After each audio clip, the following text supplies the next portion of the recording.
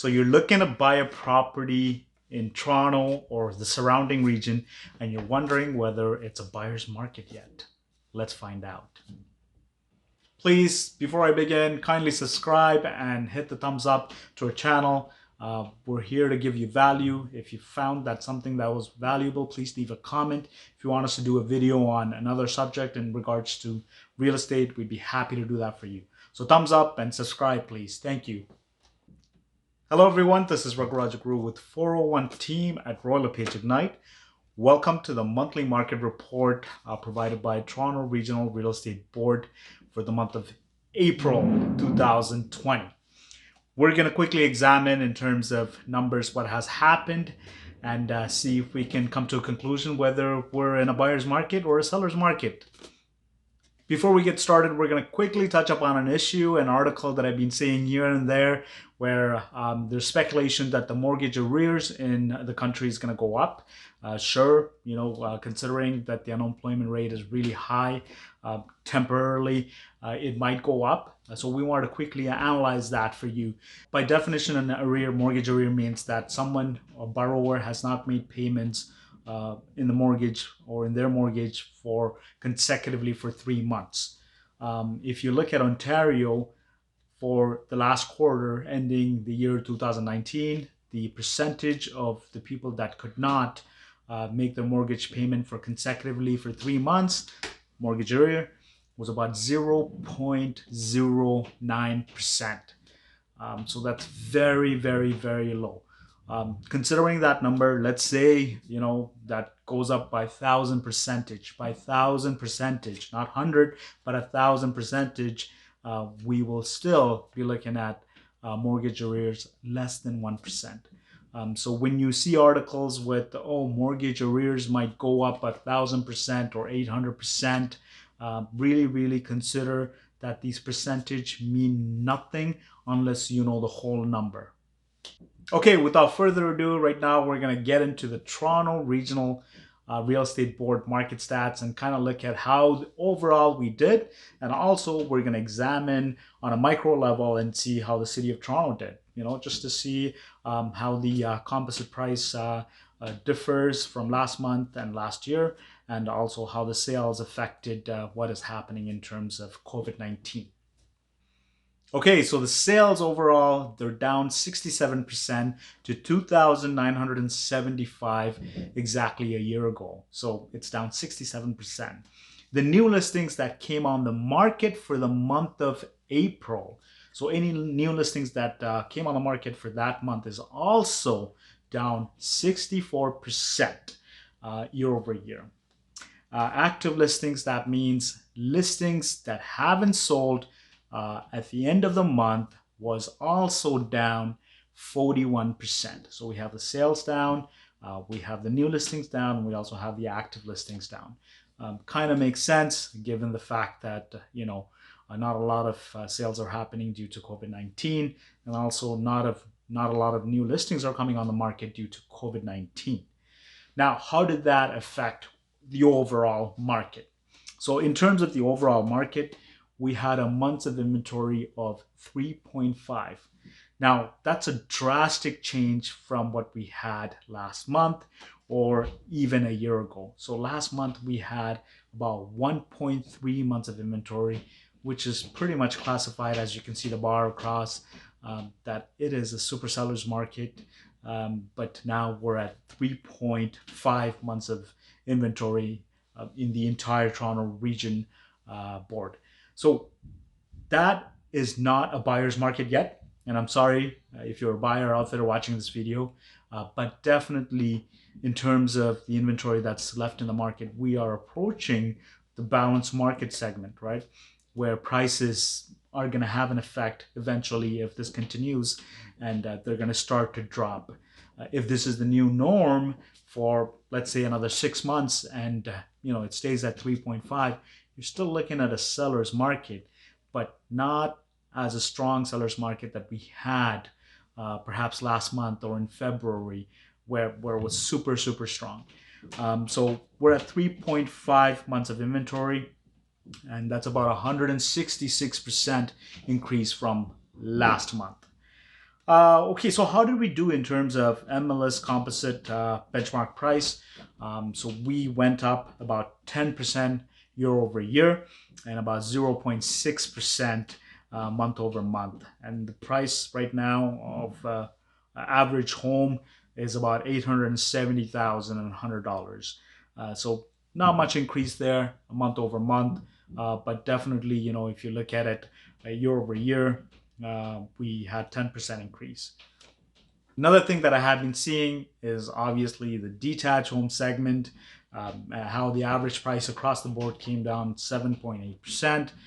In my opinion, that could be right if you're looking at average price, but however, there's a lot of volatility in terms of average price, and we have to use the benchmark price, the MLS benchmark price, which says that really there was no movement in terms of at least one-story detached home or two-story detached home, either price increase or price decrease, right? So there was no movement in terms of these prices. Probably what happened in terms of average price is there was a lot less luxury homes selling on the market, just because those kind of people that are actually looking for those homes and wanting to move are probably holding back amidst COVID-19. That could be the reason. But if you look at the benchmark price, it hasn't moved for the detached segment across the board. So if you're a seller out there and kind of worried that, oh, wow, like I lost 8%, that is not the case. But different neighborhoods could be different. So if you are just curious in terms of selling a detached home and you just want to find out, give us a call. But no, overall, do not follow the average price. It's a good metrics, but it's not a great metrics where your home hasn't lost value in 8% of the total price. So definitely give us a call and we can look that up for you. The MLS benchmark price for the condo apartments went up also year over year to $598,700, about 13%, and month over month it nudged about 1%. So not a lot of movement there. The only concern here with the condo market is that the months of inventory was about 3.8 months of inventory. So again, very close to that balance market. And part of this could be a lot of Airbnb condos are, a lot of owners are saying, you know what, let's take it off Airbnb and sell it, right? They may be flooding the market, but the condo market is very close to coming to a balanced market. Again, this momentum may shift towards the buyer's market more, or it may shift towards the seller's market more. We don't know yet, and we have to wait for the numbers until next month to see whether this is going to stay still or whether we're going to go towards the buyer's market or the seller's market. But for the time being, we are at a seller's market. However, if you look at it, it's very close to a balanced market, which means it's not as great as it was last month or last year. Okay, so we're going to look at the micro market now, which is Toronto. Let's see what happened in Toronto region. So the sales was about 1,036. It went down about 68% year over year. Again, huge movement over there. New listings that came on the market for the month of April was 2,223. That also went down about 55%. Sales went down, new listings went down, and the active listings was about 3,470. That also went down about 35% year over year, and the months of inventory was 3.3. So Toronto is standing at a range where it's actually better than the average, which is about 3. What do we see here? 3.5. But definitely, in terms of the market moving from a super hot market to where it's going closer to a balanced market, it's really evident. So what this means really is the listings that are coming on the market are not being absorbed as fast. Therefore, the months of inventory is increasing, which means we have plenty of listings left. Although the new listings have come down, there's not sufficient sales to consume the existing new listings. So that's what it means. Whether we will go towards a buyer's market or not, it's very hard to tell. We'll have to definitely wait another couple of months to see if we can get more data in terms of where we're standing. Again, this could be the new norm, or this could either slide towards a buyer's market or go back to a seller's market, depending on a lot of factors at the moment. So it could be the unemployment rate, it could be consumer confidence, whatever you want to call it. But let's wait and see what happens.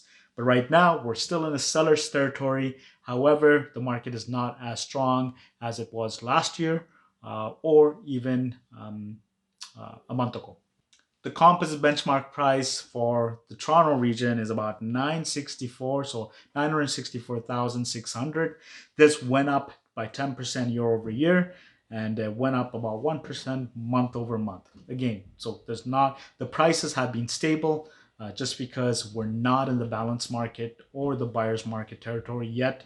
However, if the needle moves towards it, then you will see shift in the prices as well. Condo apartment in the Toronto region, the benchmark price went up 13% year over year to $631,800, and also 1% month over month. Again, condo market is at 3.8 months of inventory in Toronto region, which means that it's very, very close to being in the balanced market, where if this trend continues, that means if the consumptions of the supply is less than the supply itself, what's going to end up happening is supply is going to increase, and we're going to see a balanced market first and then a buyer's market after, right? It all depends on how many more listings are going to come on the market and how many more sales are going to happen, right? Maybe because right now the Ontario government is lifting some restrictions, the confidence may come back to the consumers, but it's very hard to tell as it's just too early. So that's pretty much it. If you have any questions in terms of the Toronto market or the overall market and you're just curious, please give us a call at 416-712-2006. This is Raghuram Jagru with 401 team at Royal LePage Ignite. Thank you.